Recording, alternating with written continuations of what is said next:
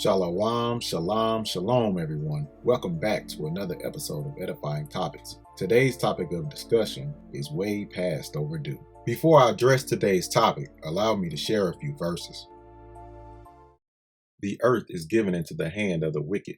He covered the faces of the judges thereof. If not, where and who is he? Their eyes stand out with fatness. They have more than heart could wish. They are corrupt and speak wickedly concerning oppression. They speak lawfully. They set their mouth against the heavens, and their tongue walketh through the earth. Behold, these are the ungodly who prosper in the world. They increase in riches. And laid open the book of the law, wherein the heathen had sought to paint the likeness of their images.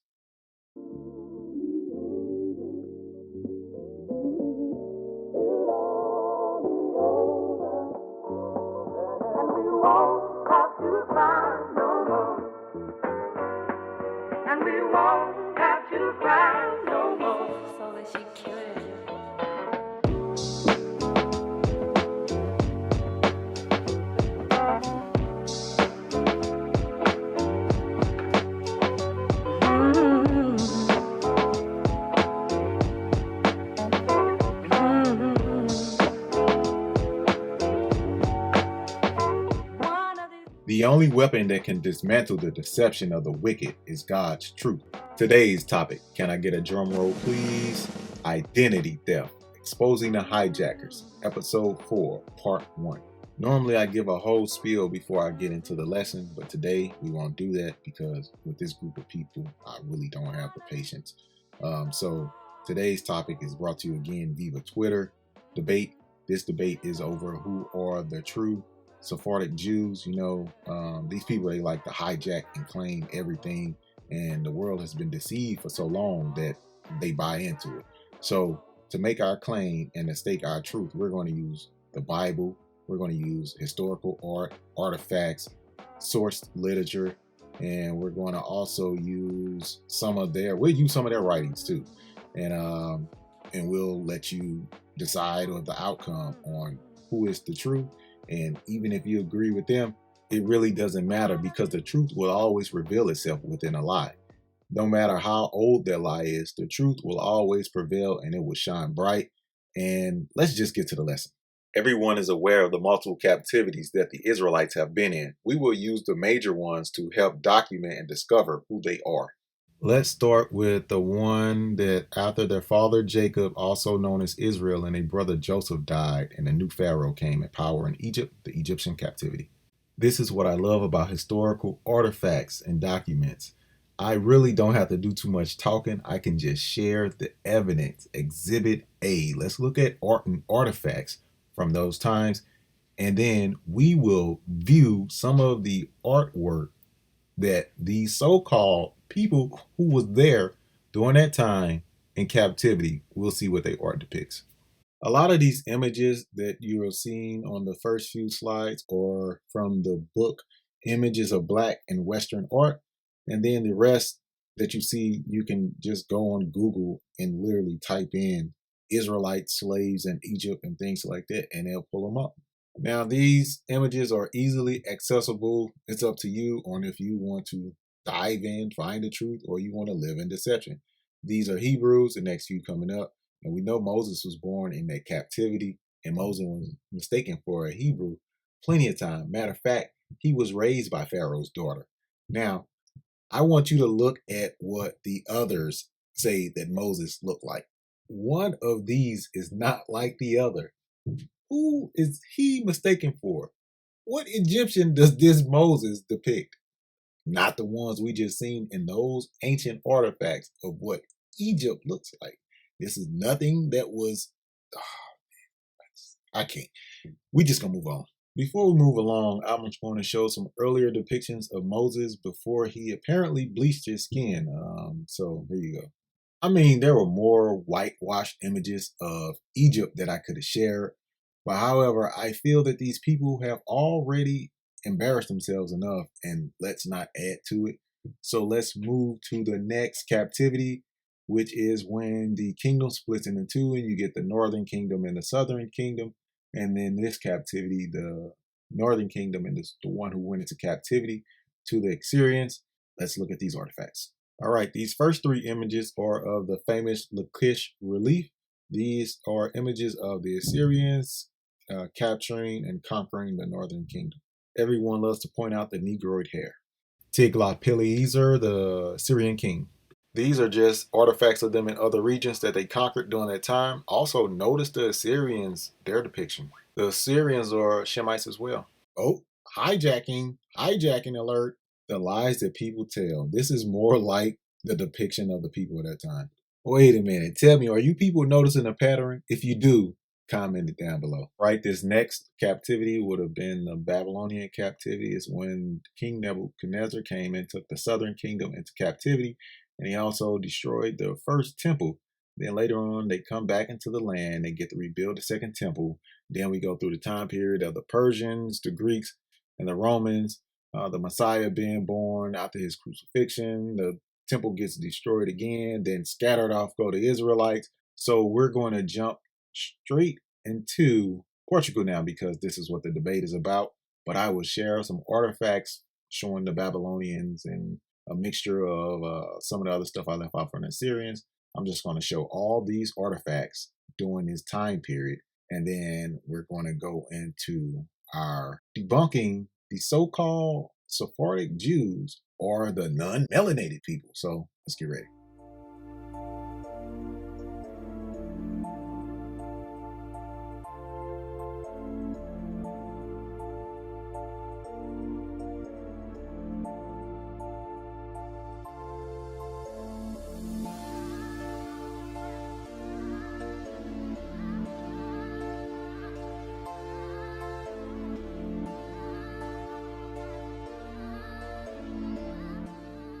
To the World Court, I would like to turn our first piece of evidence to History of the Jews by Gratz Henrik, 1817 through 1891. Page 43 reads, "Pride of ancestry was a characteristic of the Jews of this country, and the other Spaniards was not content with the fact that the Jewish colony in Spain had possessed the right to citizenship long before the Visigoths and other Germanic tribes had set their tyrannous iron foot in the land, but desired to lay claim to even the higher antiquity for it. The Spanish Jews maintained that they had been transported hither after the destruction of the temple by the Babylonian conqueror Nebuchadnezzar. Certain Jewish families, the Ibn-Dals and Abrabanels, boasted descent from the royal house of David, and maintained that their ancestors had been settled since the immemorial partly in the district of Lucena, and partly in the environs of Toledo and Seville. The numerous Spanish Jews family of Nasi also tracked back its pedigree to King David and could prove it by means of a genealogical table and seals. The family of the Ibn al-Balayas was more modest and dated its immigration only from the destruction of the Second Temple. A family tradition runs to the effect that Roman governor of Spain begged the conqueror of Jerusalem to send him some noble families from the capital of Judea, and that Titus complied with his request. Among those thus transported was a man named Baruch, who excelled in the art of weaving curtains for the temple. This Baruch, who settled in Merida, was the ancestor of Ibn al-Balayas. Okay, we have here two groups who say they go back to King David, both during a different time point when the temple was destruction. One, Babylonian time period, and the other one during the Romans. I want you to remember that they said they had citizenship long before any of the Visigoths and other Germanic tribes. The reason why I say that because it's showing that there is differences between these different groups of Jews. If you would like to pause your screens and read here, you will see that Paul is writing to the Jews who are in Spain. First and foremost, I would like to thank the brother Paul for including this because it makes identifying us and helps us track our history a little easier. Those who pretend to be us, they do not like the New Testament. They can't stand the New Testament. And all you so-called brothers of ours, I don't see why you guys don't like the New Testament. It's like, another video for another time. But read this and I'm going to load up the next line of evidence. All right, for this next piece of evidence, we're going to go to History of the Jews, Volume 4, And this is going to pinpoint which Jews we are talking about, which is our topic, the Sephardic Jews. And let's start at page 382, 5 sentences from the bottom. And then we're going to read a little bit over into 583. Whether from fancy or pride, it was supposed that the Spanish, or more correctly, the Sephardic Jews, were the posterity of the noblest tribe and included among them descendants indirect from King David. Hence, the Jews looked upon them as a kind of Jewish nobility. Okay, now we see that from these two pieces of evidence that the Spanish and Portuguese Jews are indeed the Sephardics, and in their ranks they have direct descendants from King David, and they are above all the other groups of Jewry, as we should say, which includes the Visigoths and other Germanic tribes. Okay, this next piece of evidence is going to distinguish the differences between the groups as far as complexion. As you can see from what I have posted on the screen, we're going to be reading from the Natural History of Man, and we're going to be reading from page 145. The Jews have assimilated in physical characters to the nations among whom they have long resided. Though still to be recognized by some minute peculiarities of physiognomy in the northern countries of Europe, they are fair or exanthus. Blue eyes and flaxen hair are seen in English Jews, and in some parts of Germany the red beards of the Jews are very conspicuous. The Jews of Portugal are very dark. You see how the heathen like to throw in there that the physical characters always change depending on the nation that they're in. We're going to touch on that topic in another video, and it's going to be on really identifying the true identification of who these so-called Jewish people of today are. The purpose of this reference was to identify and show that the Spain and Portugal Jews, the Sephardic Jews, are dark. This source is showing us a very important difference between the groups. Now remember, the original occupants in Spain were the lineage of King David, and later came Visigothic Germanic tribe, and you see the ones from Germany have red hair.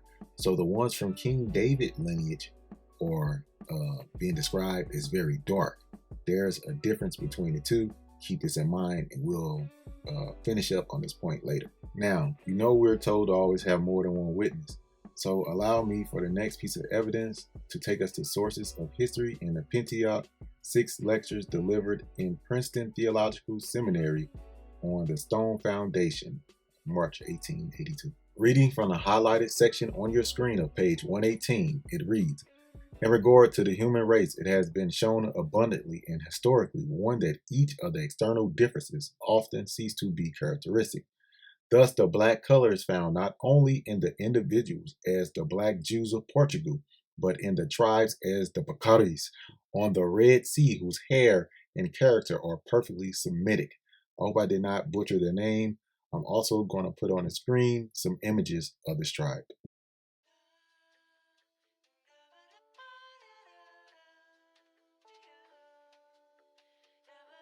Okay, for our next piece of evidence, we're going to jump over to the Methuen and Portugal. Our highlighted section of page 10 reads, "However, many new Christians from the south were settled in central Portugal after the expulsion of the Moors, and Lisbon in its great colonial days drew to its fresh exotic elements from Africa and the East.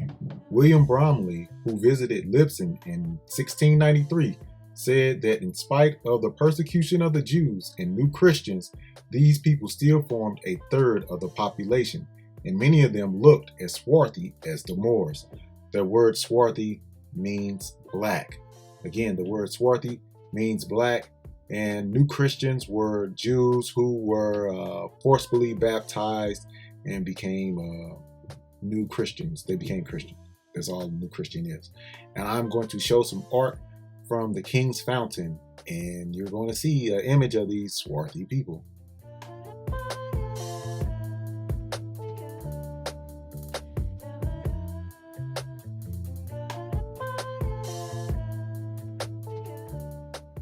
If I was a betting man, my money would be on the ones on the left, that the redheads or the Visigothics.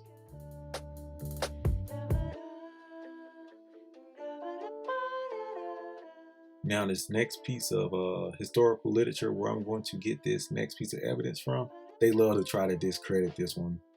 This guy, he's not the author of this article. Matter of fact, he's not the author of a lot of these articles in his book.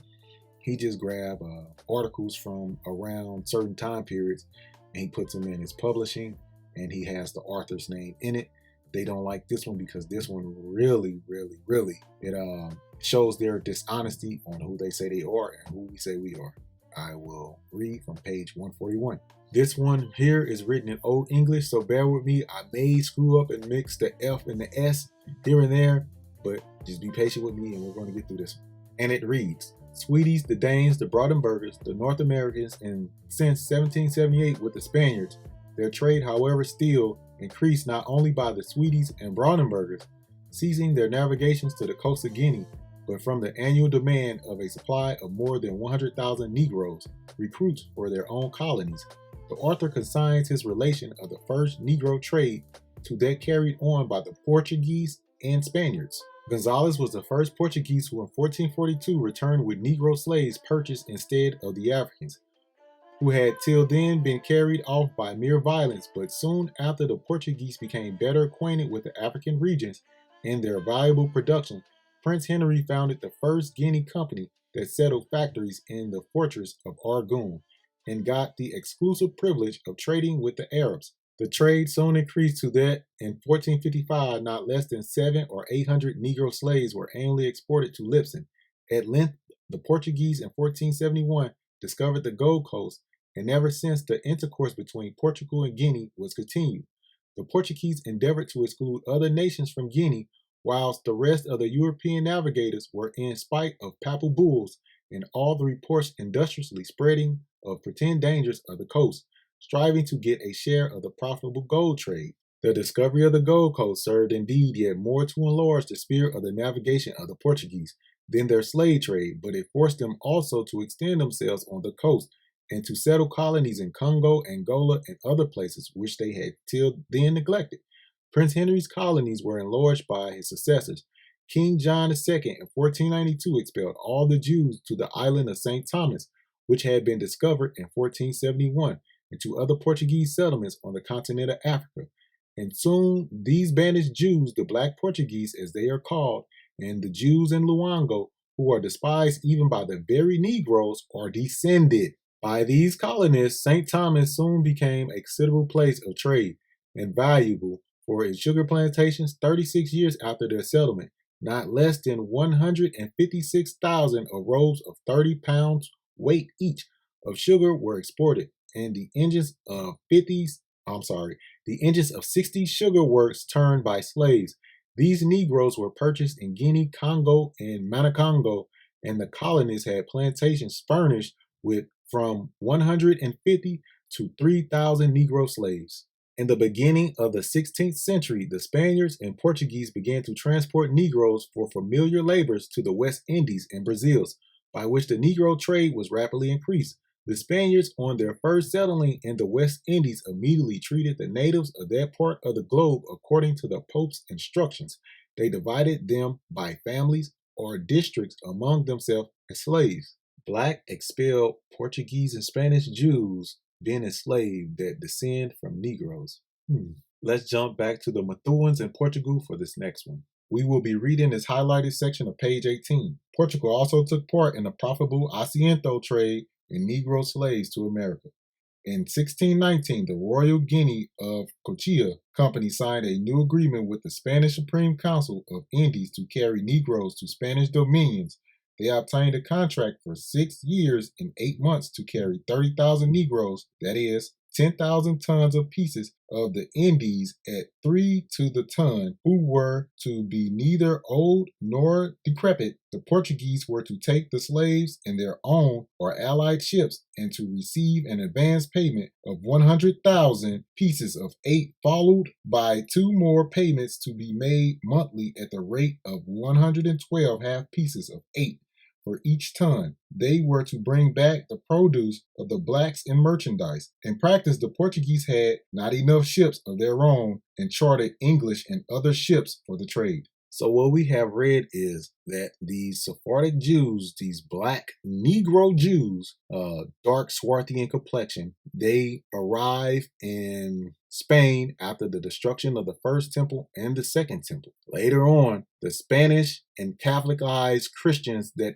under the form of Constantine's Christianity come and enslave them in Spain and in Portugal. Then they send them over to their colonies in Africa and their slaves there. Then are taken from Africa to America in the transatlantic slave trade. Now, this is what happened to the actual blood descendants of the Israelites. Now, what about the proselytes, the converters? What did they do? And for this, we'll turn to A History of the Jews by Paul Johnson. Let's read page 249. That being so, the Jews were well prepared to take advantage of the growth in the world economy which marked the 16th century. Indeed, in view of their exclusion from the Spanish Peninsula and their treatment in Reformation and Counter-Reformation Europe, they had no alternative but to push the diaspora further and seek new outlets for their business skills. To the west, Columbus' voyages were not the only ones which had a Jewish Morano background in finance and technology. They funded trade and provided ships. Expelled Jews went to the Americas as the earliest traders.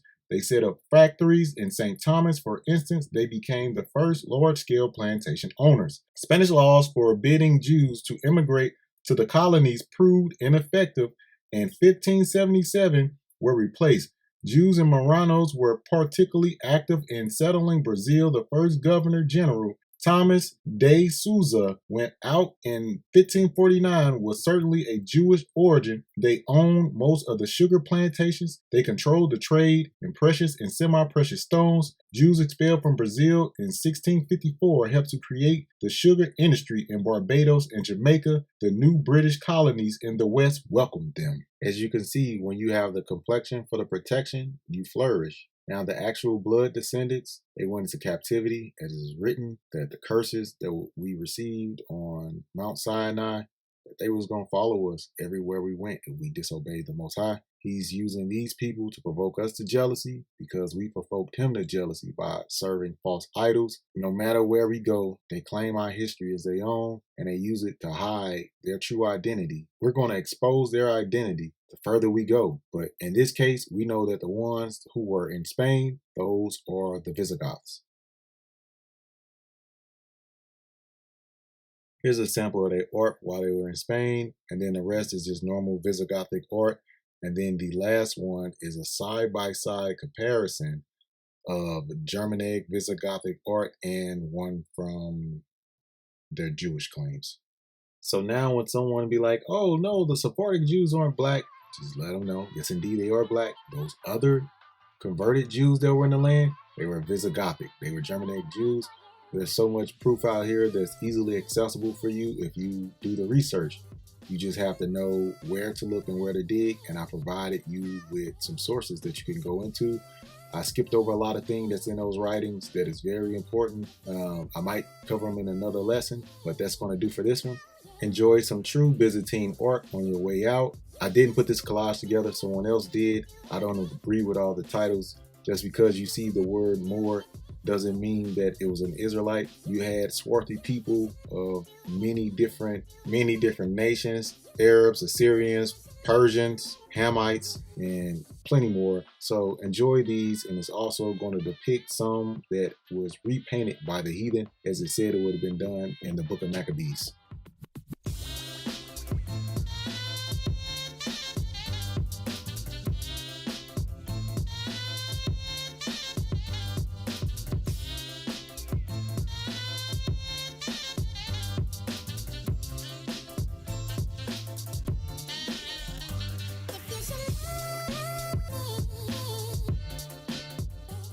Abba, Kwam Yasharala, Shalawam.